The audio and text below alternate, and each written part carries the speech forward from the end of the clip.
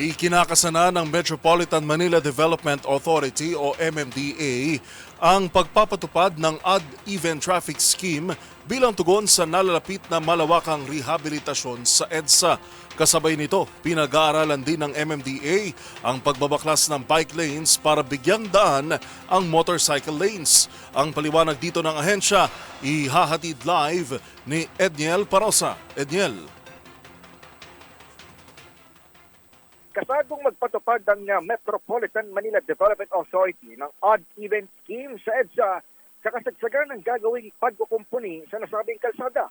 Anunsyo ni MMDA Chairman Romando Artes, sisimula ng 1-week dry run sa odd-even scheme simula sa June 16, kasabay ng preparatory works naman ng Department of Public Works and Highways para sa EDSA Rehab na arangkada sa Hunyo at 13. Sa ilalim ng odd-even scheme sa EDSA, bawal dumaan ang mga may plakang nagtatapos sa 1, 3, 5, 7 at 9 o odd numbers tuwing Lunes, Miyerkules at Biyernes, habang bawal naman ang mga plakang nagtatapos sa even numbers o 2, 4, 6, 8 at 0 tuwing Martes, Huwebes at Sabado. Ipatutupad ito kasabay ng umiiral pa ring number coding scheme na epektibo naman sa buong Metro Manila. Ayon kay Artes, inasahang makatutulong ito sa pagbawas ng 40% sa mga motorista sa EDSA. Pakinggan natin siya. Sunday po, libre po gumamit ng EDSA ang lahat ng sasakyan. Ito po ay ginagawa natin dahil expected po na with this scheme ay magkakaroon po ng 40% reduction ng vehicles sa EDSA. Maliban sa odd-even scheme, naglatag din ng gobyerno ng iba pang traffic mitigating measures gaya ng libreng Skyway 3 o Skyway Stage 3 toll fee sa tutukuyin pa lamang ng mga segment ng Department of Transportation. Kaliban dito ay magdadagdag din ng tren ang kagawaran sa pangunan ng Secretary Vince Dizon para sa MRT3, maging mga bus ng EDSA Carousel. Pagbabawalan din sa bahagi naman ng MMDA ang mga truck at provincial buses sa dumaan sa EDSA, liban na lamang tuwing alas 10 ng gabi hanggang alas 5 ng umaga. Gayun din ay pagpapatuloy ng clearing operations sa mga mabuhay lanes o mga alternatibong ruta.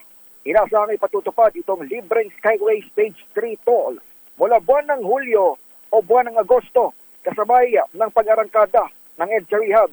Samantala, pinag-aaralan din sa bahagi ng MMDA at DOTR ang pagbaklas sa mga bike lane infrastructures para magkaroon na ng exclusive motorcycle lanes.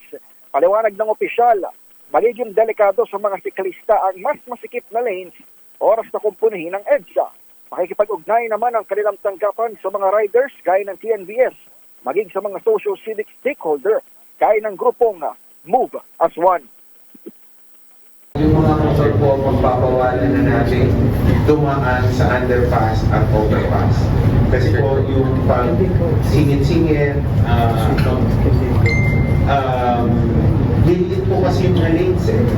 So, alam naman po natin na yung mga motor po ay nag-split ng lane, hindi dumadaan po sila sa pagitan ng mga sasakyan. Samantala, Yuel, nandito tayo ngayon sa MMDA Command Center kung saan puspusan ang isinasagawang monitoring ng ahensya kasabay ng re-implementation ng NCAP, itong No Contact Apprehension Policy. Sa pinakahuling monitoring as of 11 in the morning, mula kaninang alas 6 ng umaga, umabot na sa 300 at 69 ang namomonitor na nag-violate ng iba't ibang traffic violations ngayong Lunes. Para sa MBC TV Network News, ito si Edniel Parosa ng Leader H. Una sa Pilipinas, una sa Pilipino. Maraming salamat, Edniel Parosa.